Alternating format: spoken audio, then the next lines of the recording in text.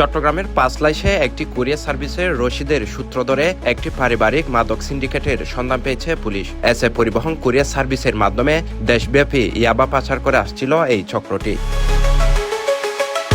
গত রোববার ও সোমবার পাঁচলাইশ মডেল থানা পুলিশের ধারাবাহিক অভিযানে স্বামী স্ত্রী সহ একই পরিবারের 6 সদস্যকে গ্রেফতার করা হয়েছে।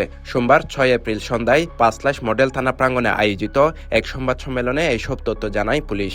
পাঁচলাইশ থানার মামলা নম্বর 3 তারিখ 13/8/2024, তার মানে গত 2 বছর আগের একটা মামলার আমরা ক্লু উদ্ধার করতে গিয়ে দেখতে পেলাম যে এখানে একটা মাদকের সিন্ডিকেট কন্টিনিউয়াস কাজ করে যাচ্ছে।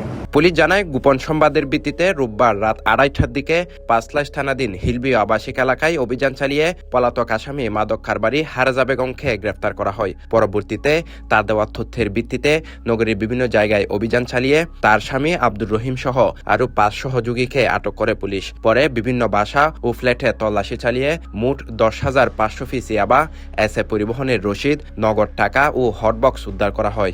আমরা প্রধান আসামি হারেজা বেগমকে আমরা ডিটেক্ট করি একটা মোবাইল নাম্বারের মাধ্যমে এবং তাকে অ্যারেস্ট করতে আমরা সক্ষম হই।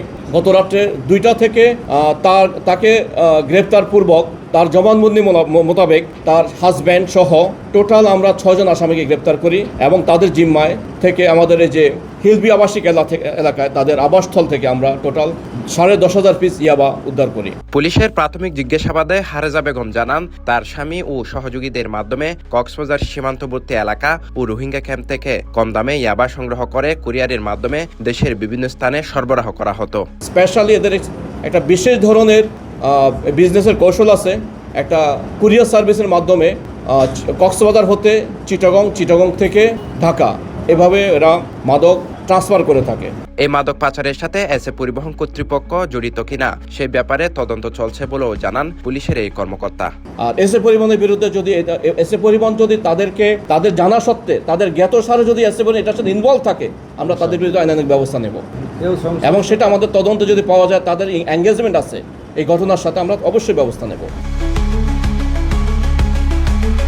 Sheikh Mohammad Faisal, CTG post, Chittagong.